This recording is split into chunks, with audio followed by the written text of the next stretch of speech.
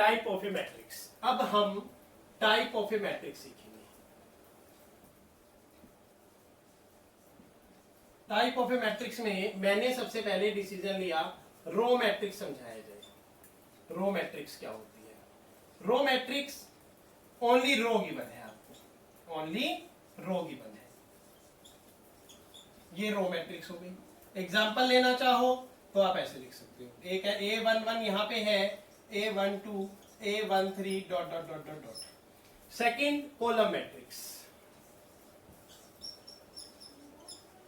Column matrix है जी। Column matrix में only column given है, ओनली कॉलम गिवन है।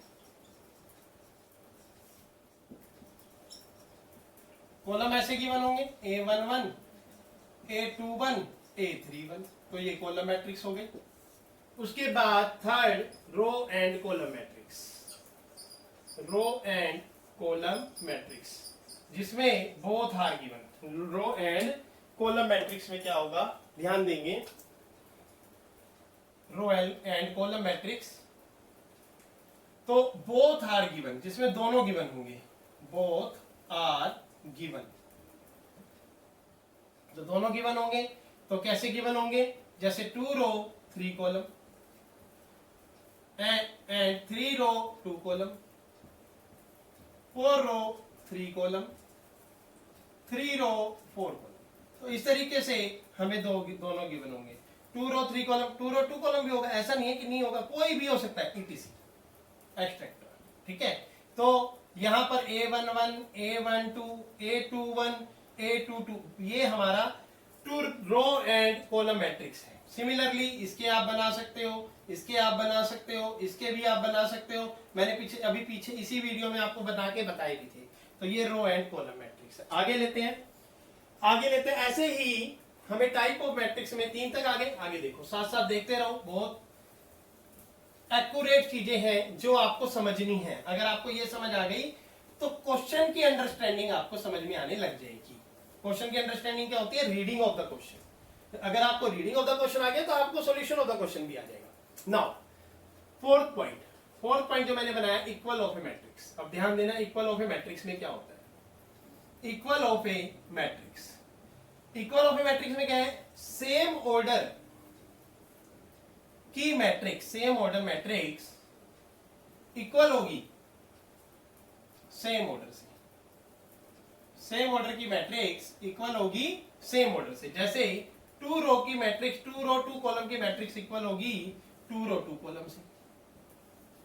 3 रो 2 कॉलम की मैट्रिक्स इक्वल होगी 3 रो 2 कॉलम से।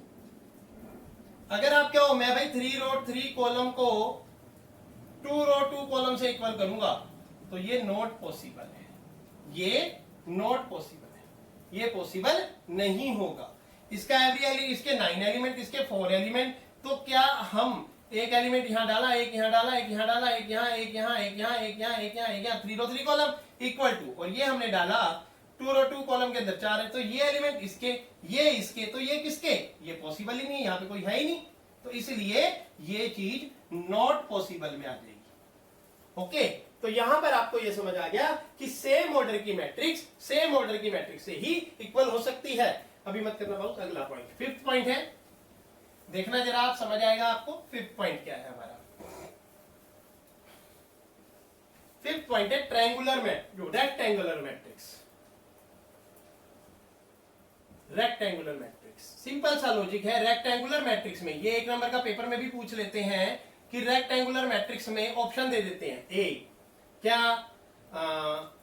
m row m equal to n rectangular है, B m greater than n rectangular है, C m equal to 0 rectangular है, D n equal to 0 rectangular है। तो कौन इसमें ऑप्शन ठीक है, तो ये ऑप्शन ठीक है।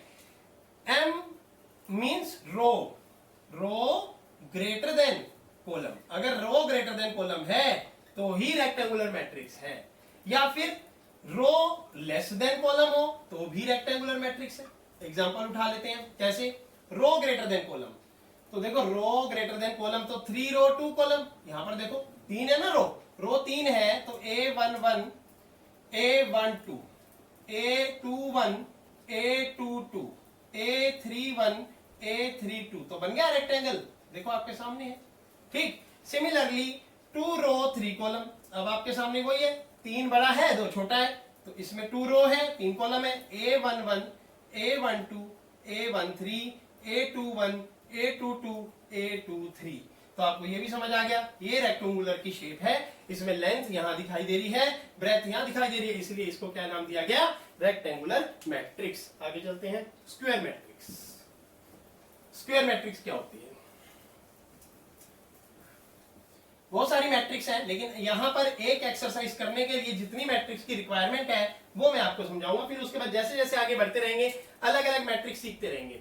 अगली मैंने बोली अभी 6 नंबर, स्क्वायर मैट्रिक्स। स्क्वायर का मतलब क्या होता है? Square matrix row equal to column, इसमें क्या आएगा, row equal to column. Row equal to column मतलब 2 रो 2 कॉलम, ये स्क्वायर मैट्रिक्स हो गई। 3 रो 3 कॉलम, ये स्क्वायर मैट्रिक्स हो गई। अब इसका ऑर्डर ले लिया, A11 A12 A21 A22, ये स्क्वायर बन गया ना, कि चारों साइड से बराबर है। 3 रो 3 कॉलम का ले लो, A11 A12 A13 A21 A22 A23 A31 A32 A33। तो ये आपकी हो गई स्क्वायर मैट्रिक्स, यहाँ पे चारों तरफ से बराबर है, तो ये भी आप समझ सकते हो 6 नंबर।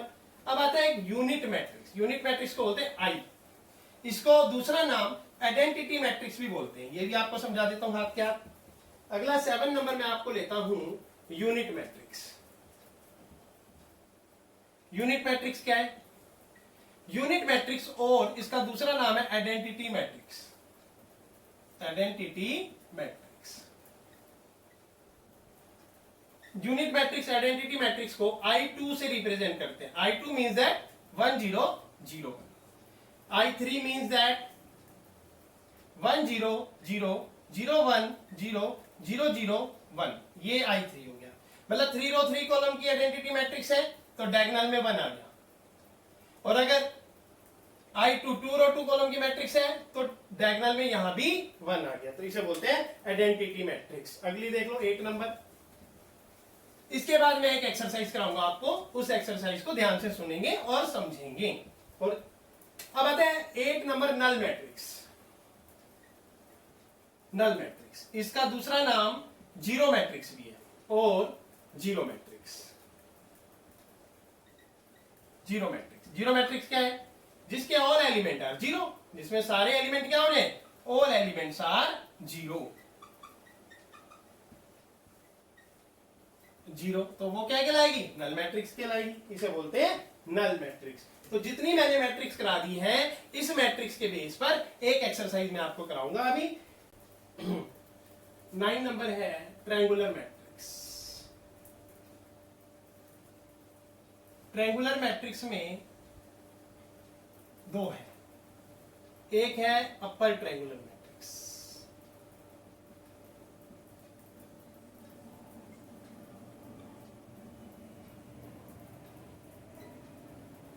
दूसरा है लोअर ट्रायंगुलर मैट्रिक्स।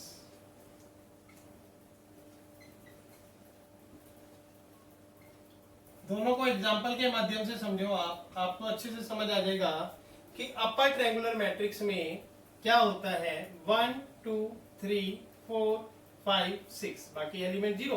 तो आप देख रहे हो ये अपर ट्रायंगुलर मैट्रिक्स हो गया। अगर इसके अंदर बनाना है मुझे, तो इसको आप ध्यान से समझेंगे कि इसमें क्या होता है, 1 1 2 3 4 5 6, तो बाकी एलिमेंट जीरो। तो आप देख रहे हैं कि यहां पर क्या हुआ, अपर में बेस ऊपर आ गया, और लोअर में क्या हुआ कि बेस नीचे चला गया।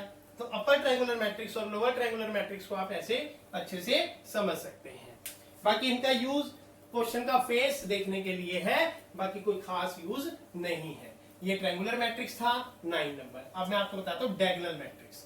डायगोनल मैट्रिक्स क्या है? डायगोनल मैट्रिक्स है number 10, diagonal matrix. Diagonal matrix है जिसमें ओनली आपको डायगोनल गिवन होगा। तो डायगोनल को आप देखेंगे कैसे गिवन होगा मैट्रिक्स में, डायगोनल ऐसे गिवन होगा 4 5 6, ये डायगोनल है, बाकी सारे एलिमेंट जीरो। तो आप देख रहे हैं ये डायगोनल बन गया, तो इसे बोलते हैं diagonal. 11 number scalar matrix. Scalar matrix को भी समझ लें आप। अगर आप ध्यान देंगे तो स्केलर मैट्रिक्स क्या होता है, कोई भी मल्टीप्लीकेशन 2 अगर बाहर है तो ये स्केलर मल्टीप्लीकेशन है। क्या है ये, स्केलर मल्टीप्लीकेशन।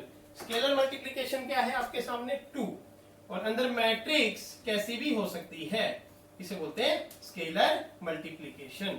तो मान लो मेरे पास एक ऐसे है, ये 0 है, ये 0 है, एक एलिमेंट मान लो 2 है, 3 है, 0 है, 0 है, 0 है, 4 है।